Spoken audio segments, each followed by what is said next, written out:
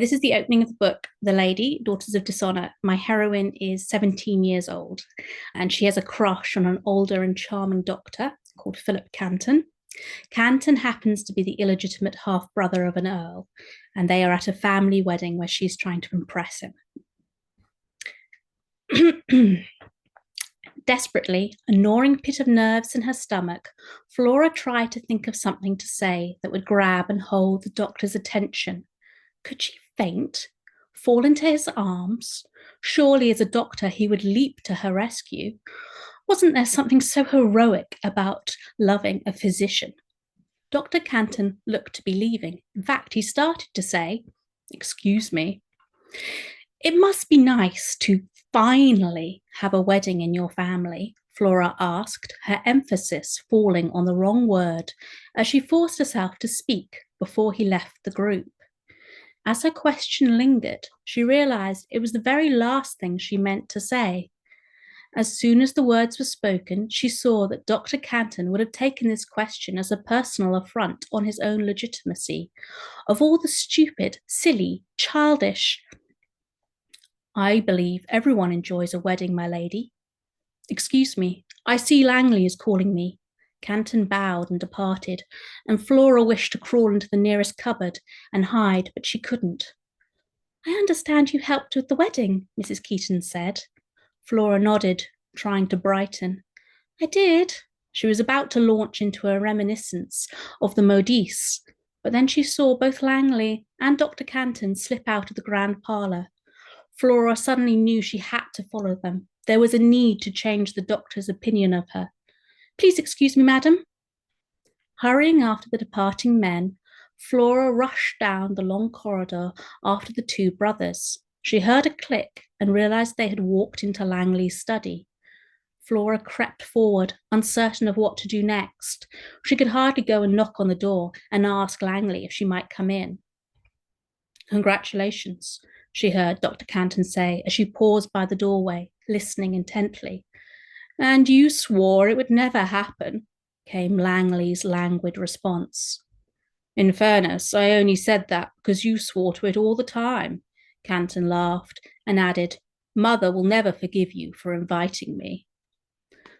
Flora shifted on her feet, knowing she should move away, but also conscious that this might be one of the last times she could hear Caton. When, after all, might she get another chance? Their voices dropped, and Flora thought she caught one of them curse, although she could not swear to who. Then she was certain Caton laughed and said quite clearly, closer to the door than Flora would have liked, "You've certainly married into a wide and well-connected family."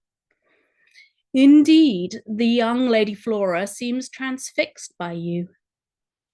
Vivid, hot embarrassment pulsed through Flora as she heard her reaction described by Langley with such knowing amusement in the Earl's tone that she cringed. Her interest in the doctor, she thought she'd managed to hide it carefully throughout the day. She should run and hide, and yet she clung to the faint hope that Dr. Caton might come to her rescue. She's just a child. Girls of her age are married, at least amongst the ton. In that case, I shall leave the chit to one of the numerous gentlemen who do not mind having a foolish wife," Dr. Caton said, his dismissive statement fairly breaking Flora's heart. Forcing herself to take a series of steps away from the study, one footfall after another, she replayed what the doctor had said about her, dismissing her, belittling her, and how he could never possibly care for someone like her. When she pushed her way back into the grand parlour, amongst the swirling, happy wedding guests, her resentment curdled away, and Flora was sworn to vengeance. She snatched up a glass of nearby champagne and raised a toast to her new promise. "Dr. Caton, you will rue the day you said that about me." Chapter 2, Mayfair, July 1823, some 10 years later. Dr. Philip Caton was walking briskly along the streets of Mayfair. It was the final few weeks of the season, and soon his easy treatment of the more luxurious and pampered ladies of the Beau Monde would cease, as the lords and their wives headed off to their various country estates. It was a straightforward way of making money, working with the ton. Besides, they paid enough so he could accept non-paying, poorer clients. In this balmy afternoon light, he made his way back through Green Park, enjoying the sights. He might stop at Fortham's for a pleasing cup of tea and a slice of rich walnut cake. Somewhat unaware of his motives or surroundings, Philip turned down Bolton Street, where his oldest brother's home was located. The beautiful mansion had changed in the last 10 years.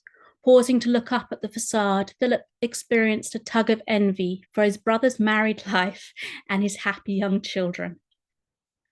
Across town on Marchmont Street, no such bustling, friendly homestead awaited his return, just the company of his elderly housekeeper, Mrs. Wharton, and her niece. It made for a comfortable place, but not one he could feel especially sentimental about. At 36, he had always hoped he would have a home, but life had not worked out that way. Philip's footsteps stopped as he looked at the passenger alighting from the paused carriage close by. An elegantly dressed woman descended from the barouche. Her lady's dress and frock coat were of a soft lilac colour. Her blonde hair gleamed richly in the sun beneath a neat little plumed hat. Her expression was all serenity as she smiled in thanks at the footman, whilst the man helped her down. Lady Flora Fitzsimmons. Recognition crashed through Philip. His sister-in-law's cousin. Yes, that was right. That was how he was connected to such a grand lady. He had met her years ago, not that she would remember that. She had been a tall, skinny, blonde chit, he fancied.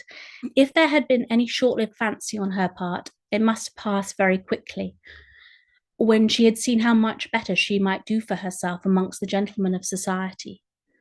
But she seemed in no rush to wed, unless she deemed it necessary, and clearly none of the gentlemen or the nobles had pleased her yet.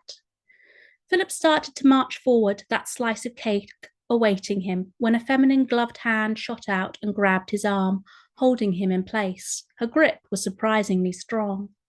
When he turned back, he found his gaze locked on a gentle oval face with a softly pointed chin and cat-like eyes darker than he might have originally thought.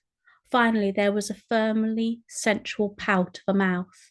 Suddenly, he was awash with the delicate but fragrant smell of jasmine that came from her. He had years ago dismissed her as a pretty, silly girl, but now she was all woman, and all the better for it.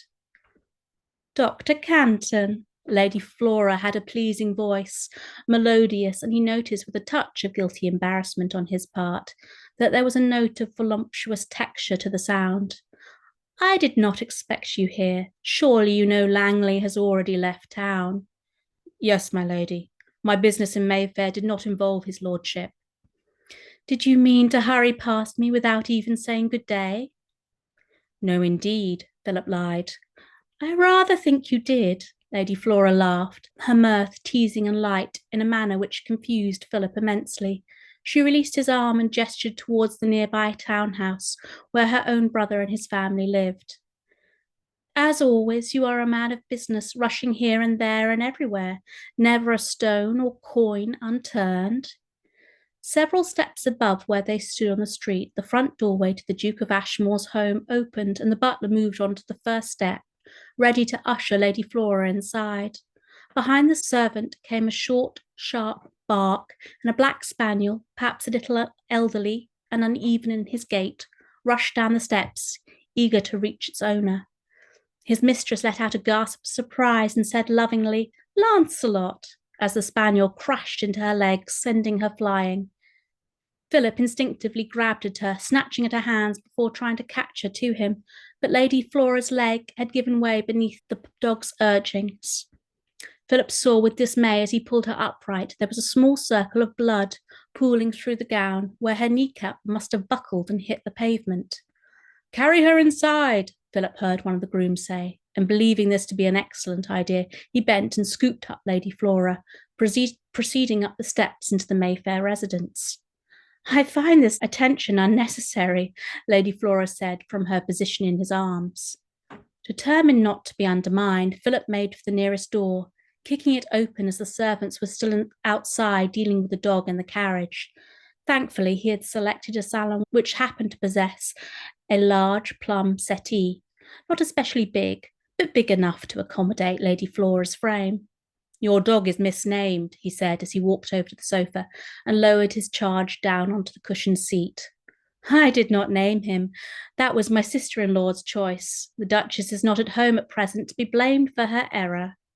Having deposited her, Philip looked around the salon. Where was a chaperone? In his distraction, Lady Flora leant over her knee and gently touched her injury. She flinched. Casting aside such worries of propriety, Philip dropped down onto his knees before her. He realized as he looked up into her face that this was the traditional pose of a proposal, which explained why Lady Flora laughingly said, "That is a little much, surely, Dr. Caton."